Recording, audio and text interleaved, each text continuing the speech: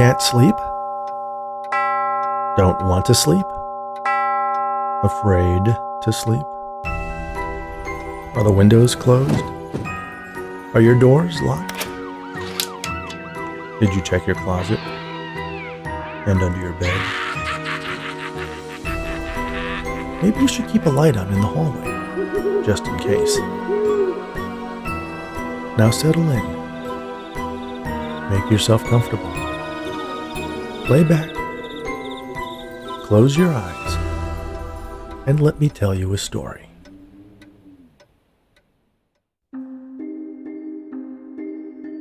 You're driving down a lonely highway. A storm rages. You can barely see the road. Then, up ahead, your headlights pick out a sign. Exit 666, lodging. You've driven on this road many times, but don't remember ever seeing a sign for a motel before. In fact, you can't quite remember why you're driving down it now, let alone at night during a thunderstorm. This week, Barbara Avon takes you into the world between life and death, where the proprietor is a funny little man named Milton, who is eager to welcome you to the Owl Eyes Motel, where there's always room for the dead. Room 503. It was the kind of storm that forced even the derelicts to retreat to their gutters. The neon vacancy sign blinked victoriously, despite the rain and lightning that distorted the man's vision as he exited the taxi. His 83-year-old legs wobbled precariously, threatening to send him to the asphalt. He had left Whispering Heights on his own volition, ignoring the pleas from well-meaning nurses.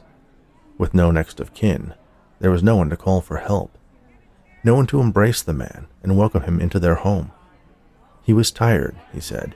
He was tired of the same view, questionable dinners, and 3 lousy channels on a small black and white television set that ultimately helped keep him sane by drowning out the whispers of ghosts, both real and imagined. "Where are you going to go, Mr. Bennington?" "Road trip." "But surely a man of your age—" "I'm not dead yet, young lady," he said, taming his thinning white hair back into place. "Where do I sign? I have a cab waiting." The nurse relinquished the form that would absolve the home of any wrongdoing should a resident face adversity in the outside world. She stared at Walter Bennington's notebook, where a crudely drawn portrait of a young woman graced the cover. "She's pretty." The old man softened his disposition. His gnarled fingers gently traced the woman's features. "Beautiful my Diana was. Died in 34. I never did remarry. My heart had no room left in it." "Oh, I'm so sorry." Stiffening, he scrawled something that slightly mimicked his signature, the elegant penmanship stolen by Father Time. "Thank you for taking care of me," he said, offering his hand. The nurse's young hand encircled fingers that were cold as ice. "I hope you find a grand adventure, sir." "Just want to feel like a man again is all. Good night, Nurse Neville." Walter watched as the taxi driver sped away, anxious for his next dime. He picked up his one suitcase and entered the foyer of the motel, cringing as the bell on the door rattled endlessly. The checkerboard floor beneath his feet gave him a sense of vertigo. A red velvet rope blocked off his settee, as if to dissuade travelers from taking a rest. Above it, a large painting featuring a white owl unnerved him. The veins in the creature's eyes resembled shimmering red tributaries. Slowly making his way to the concierge desk, he met a man barely 5 feet tall and sporting only a wisp of gray hair that was styled neatly over his large forehead. Good evening. My name is Milton, and I am the proprietor of Owl Eyes Motel at exit 666. That's 666. What can I do for you this fabulous Friday Eve?" "Do you have a room for one?" Walter asked, holding his notebook to his broken heart. "Don't need anything fancy. A king-size bed sure would be nice, though." "How long do you wish to stay, my good sir?" Walter surveyed the little man's brown trousers and brown vest. His gold name tag shined as if it had just been polished. Milton was spelled out in uppercase letters above the letters OWNER. That's to be determined. Very well, Milton said. He scanned a thick, leather-bound ledger before stating, Room 503. Will that do? Does it have a television? I'm afraid not. It does have its other perks, however, tailored to make your stay as pleasant as possible. There are no television sets in any of the rooms. Will that be a problem? Milton asked, wringing his hands. No, don't plan the stay long enough for it to matter. Wonderful. Allow me to escort you myself. We are not too busy this wonderful Friday eve. If you can just sign here, please, he said, pointing to the ledger. Don't forget to add the date. That's the 11th day of October, 1985. I know the dang year. Yes, of course you do, my good man. Milton reached into a drawer, pulled a key from it, and tucked it into the pocket of his vest. Waddling around the counter, he picked up the man's leather suitcase and stood holding it in front of him, with both hands grasping the well-worn handle. He stared, bemused, at Bennington's rain-soaked house slippers. How much? How much what, sir? How much for the room? Of course, Milton said, laughing nervously. $50 of your dollars will also ensure a complimentary breakfast, served at 0600 hours in the motel dining room. Agreed? Sounds all right, I suppose. Very well, then. Shall we go to your room? Milton led the way to a vintage lift and waited as his guest stepped inside. Closing the intricately crafted wrought iron gate, they fell silent and listened to an old Benny Goodman tune. They don't make music like this nowadays. Always loved Goodman. I know, sir. Walter stuffed his hands deeper into his trench coat pockets to try and warm them, but it was as if his blood had stopped pumping. What do you mean, you know? Here we are. Opening the gate, Milton stepped into the hallway, thrusting one arm out like Vanna White. Red brocade carpets lined the length of the hall. Fresh flowers sat in vases on half-moon tables of dark lacquered wood. The wallpaper was forest green, with tasteful gold accents. Wall sconces cast a romantic light over everything. Walter looked around him with his mouth gaped open, showcasing his new dentures.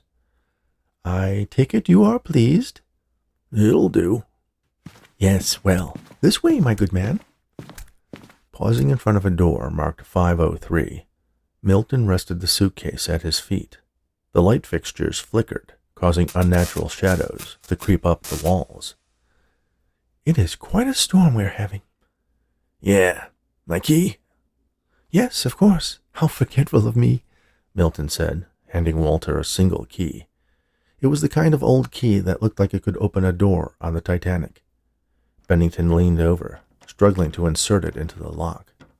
As it clicked into place, he heard Milton's voice, but the little man had disappeared before Walter could thank him. Enjoy your stay. Darkness gave way to blinding light. Walter expelled what little food he had in his frail body. His spine felt like it was being stretched by an invisible hand. He no longer wore his trench coat, but a three-piece suit in pristine wingtips. A wedding band encircled his finger, and when she spoke, he dissolved into tears. Welcome home, darling. Diana. Her name died on his lips. A look of concern shadowed her angelic face. She ran to him, still holding a wooden spoon, covered in her homemade tomato sauce. You look dreadful. Are you feverish? Doubled over, he stared at a suitcase that had magically transformed into a black leather briefcase. It was the one she had gifted him on their wedding day, inscribed with his initials, W.E.B. He frantically scanned the area for his notebook, where he had written things only God could know, but it had disappeared, along with what little was left of his sanity. Diane's slender arm encircled his waist. At her touch, he recoiled, meeting the door behind him. The view before him reminded him of a museum. Room 503 was an exact replica of their two-bedroom apartment that faced the bustling new city where they had planned to build a life and raise a family. It had been the only place they ever lived together. Don't touch me. Walter, what has gotten into you? I'm calling Dr. Mosley. No, please. Placing her hands on her hips, she looked at him like the many times he had returned home late from the gentleman's club, reeking of scotch. That's fine, Walter. Do you mind telling me why you're acting like a madman? It's not possible, he whispered. What's not possible? Did you stop for a drink after work? No. Well, then Trevor has worked you too hard, it seems. I must have a chat with his wife. Did I tell you they are coming for cocktails Saturday next? Diane asked, retreating to the kitchen. I'll be making my lemon butter cake, she said, stirring her sauce. Cecile asked me for the recipe, but I'm not sure I'm ready to appease that busybody with... Walter tugged at her arm forcefully, causing sauce to slosh on the linoleum. You're really here? Of course I'm here. Where else would I be, darling? Pacing in circles, he threaded his hand through his thick hair and stared at his palm as if it were covered in blood. He scanned the kitchen, searching for the contraption, walked over to it, and peered into the belly of the toaster. His hair was black, as it had been in his youth, his face unlined. I don't know what's happening to me, Diana. Placing the wooden spoon down, she wiped her hands on the apron that was tied around her slim waist and stealthily approached him. You are scaring me, Walter, she said, taking both his hands into hers. What is it? What's troubling you? Acid bubbled up from his esophagus. Despite the absurdity behind his statement, he spat it out. You're dead. The rouge in her cheeks faded away only briefly. Her laughter grated on his nerves. That's absurd. Have you been listening to that radio drama again? Speaking of which, I think it's time for the Benny Goodman program, she said, reaching for the dial on the zenith that was poised on the kitchen windowsill. Come now, she said, turning toward him. Enough with this nonsense. Dinner will be ready shortly. Years of sorrow and pain dissipated instantly. From some other realm, he heard Milton urging him to enjoy himself. Enjoy your stay. Pushing logic aside, he grabbed his once-dead wife around the waist and ravaged her mouth with deep, soulful kisses. I missed you so much, Di. So much. Goodness, she said, coming up for air. You've only been gone to work. I know, but I still missed you, he said, playing along. Well, I missed you too, Mr. Bennington. Go on now, go wash up, and I'll set the table for dinner. Maybe a home-cooked meal will make you feel more like yourself. His muscular legs refused to move. His heart secured him in place. I promise that I will be here when you return, she added, teasing him. Relenting, he left her alone and made his way through the apartment, marveling at the Victrola, the sideboard, and the chandelier with cog-like edges and frosted glass. Remembrance registered in his eyes as he placed a record on the turntable. He saw her as she looked the day they first danced, emerging from her bashful shell like a butterfly from a cocoon. Lifting the needle, he bathed in silence, mourning what once was. In the bedroom, he removed his suit jacket and stared in the vanity mirror as if staring at his doppelganger. His arms were as defined as his shoulders were broad. Smiling gingerly, he tapped one fingernail on his front tooth to ensure it was really his. In his eyes, he saw the devil. With head bowed, he sought the chair in front of him for support. This isn't real. God damn you, this isn't real. There you are. What is taking you so long? Diana stood at the threshold of the room, smiling affectionately. His eyes drifted to her middle section that would one day soon be ravaged by a rare parasite. The doctor had delivered the somber news on a Tuesday, and she died 3 months later, alone, while her husband was engaged in a sexual romp with his mistress a block away. How are you feeling, Diana? Why, I feel fine. I am hungry, though. Are you coming, or are you not? I'm coming, darling. I'm coming. Nurse Neville poured herself a third cup of coffee. The lights at Whispering Heights were dimmed. It was a practice that had been employed since the doors first opened at the retirement home. It was a sign of respect for a resident who had recently died. Damn storm just won't quit. Oh, hi, Rachel. You okay, Carly? Yeah, I was just thinking about poor Mr. Bennington. Rachel added 3 creamers and 4 sugars in her coffee mug before indulging in a long sip. The break room table was riddled with magazines left behind by other staff. Most were travel magazines so that they could dream of exotic places far away from the sadness that engulfed the home. Oh, is that who it was? I guess it was his time, eh? Carly peered over her mug at her colleague before setting it on the dinette. No, you haven't heard? Heard what? Dr. Stevens found him this morning. He was hanging from the ceiling. Jesus, that's awful. Yeah, apparently he was screaming for his wife, who's been dead for 50 years.